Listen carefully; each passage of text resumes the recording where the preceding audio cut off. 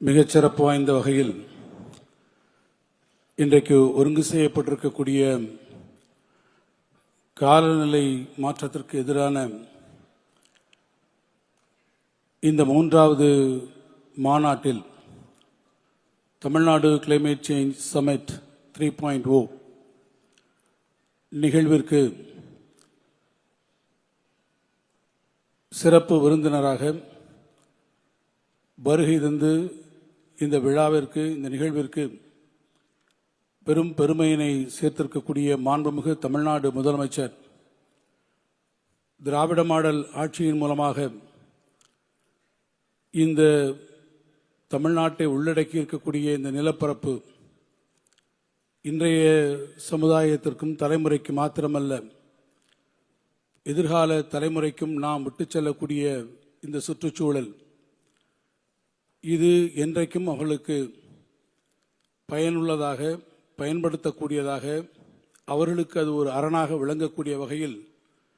இந்த பூமி பந்திற்கு நாம் ஆற்ற வேண்டிய கடமைகளை தமிழ்நாட்டின் முதலமைச்சராக என்றைக்கும் தலையாய கடமையாக ஏற்று செயலாற்றக்கூடிய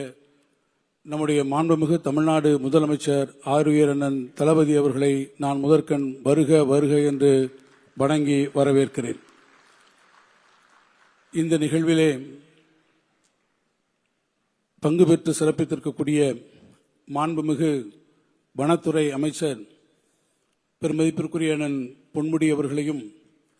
மேடையிலே அமர்ந்திருக்கக்கூடிய அரசினுடைய உயர் அலுவலர்கள் பல்வேறு துறையின் வல்லுநர்கள் குறிப்பாகவும் சிறப்பாகவும் இந்த மாநாட்டில் இடம்பெற்றிருக்கக்கூடிய வனத்துறையின் அதிகாரிகள்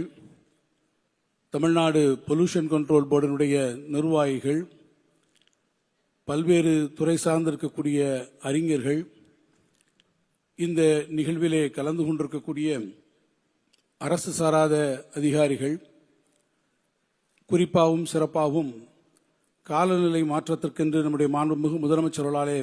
ஏற்படுத்தப்பட்டிருக்கக்கூடிய ஆட்சி மன்ற குழுவின் உறுப்பினர்கள் வந்திருக்கக்கூடிய பெரியோர்கள் அதேபோல பத்திரிகை தொலைக்காட்சித்துறை நண்பர்கள் அனைவரையும் நான் துறையினுடைய சார்பில் வருக வருக என்று அனைவரையும் மீண்டும் ஒரு முறை வணங்குகிறேன். காலநிலை மாற்றம் என்பது விளிம்பு நிலை மக்களை தொடங்கி சமுதாயத்தின் அனைத்து படிநிலைகளும் இருக்கக்கூடிய அனைத்து தரப்பினருக்கும் எல்லா விதமான இடங்களில் இருக்கக்கூடியவர்களுக்கும் ஒரு மிகப்பெரிய அச்சுறுத்தலாக மாறி வரக்கூடிய நிலையில் இதை ஒரு பேரிடராக கருதி அதற்கான மாறுதல்களை எல்லா விதத்திலும் உருவாக்கிட வேண்டும் என்று நம்முடைய மாண்புமிகு முதலமைச்சர் அவர்கள் 4 பெரிய இயக்கங்களை உருவாக்கி அதன் வழியே இந்த துறையை இன்றைக்கு அவர்கள் வழிநடத்தி வருகிறார்கள். அவருடைய வழிகாட்டுதலின் பேரில் உருவாக்கப்பட்டிருக்கக்கூடிய காலநிலைக்கான ஆட்சி மன்ற குழுவானது இந்தியாவிலேயே முதன்முறையாக காலநிலை மாற்றத்திற்காக பிரத்யேகமாக அமைக்கப்பட்டிருக்கக்கூடிய முதல் ஆட்சி மன்ற குழு இது என்பதை நான் இங்கே பெருமையோடு மீண்டும் ஒரு முறை உங்களிடத்திலே சுட்டிக்காட்டுவதற்கு கடமைப்பட்டிருக்கிறேன். அந்த வகையில் அவரால் அமைக்கப்பட்டிருக்கக்கூடிய இந்த குழுவினுடைய பல்வேறு ஆலோசனைகளின் அடிப்படையில் தமிழ்நாட்டினுடைய காலநிலை மாற்ற சூழ்நிலையை நாம் அதை எதிர்கொள்வதற்கு பள்ளிகளிலே துவங்கி நகராட்சிகளிலே துவங்கி கிராமங்களிலே தொடங்கி எல்லா இடங்களிலும் நாம் சிறப்பான முறையிலே அதற்கான பணிகளை இந்த அரசு கடந்த 4 ஆண்டு காலங்களிலே உருவாக்கி வந்திருக்கிறோம். அந்த திட்டங்களை எல்லாம் நீங்களும் மிக நன்றாக அறிவீர்கள். அந்த திட்டங்களுக்கெல்லாம் ஒரு மணிமகுடமாக அந்த நடவடிக்கைகளுக்கெல்லாம் ஒரு yet another feather on the cap என்று சொல்வார்களே அதை போல அவருடைய எல்லா நடவடிக்கைகளுக்கும் மேலும் ஒரு பெரிய மகுடமாக இந்த காலநிலை மாற்றத்திற்கான இந்த மாநாடு இன்றைக்கு அமைந்திருப்பதிலே நான் பெரும் மகிழ்ச்சியினை பெறுகிறேன். இந்தியாவில் இருக்கக்கூடிய எல்லா மாநிலங்களுக்கும் ஒரு நல்ல வழிகாட்டியாகவும் கொள்கை உருவாக்கத்திலே கலங்கரை விளக்கமாகவும் தமிழ்நாடு திகழ்வதற்கு நம்முடைய மாண்புமிகு முதலமைச்சர்கள் உறுதுணையாக இருந்திருக்கிறார்கள். எங்களுக்கு இன்ன தேவை என்றை அவரிடத்திலே சொல்வதற்கு முன்பாகவே பால் நினைந்தூட்டும் ஒரு தாயாக இருந்து அதற்கான தீர்வை கொடுத்துவிடும் முதலமைச்சராக நம்முடைய முதலமைச்சர் இருக்கக்கூடிய காரணத்தால்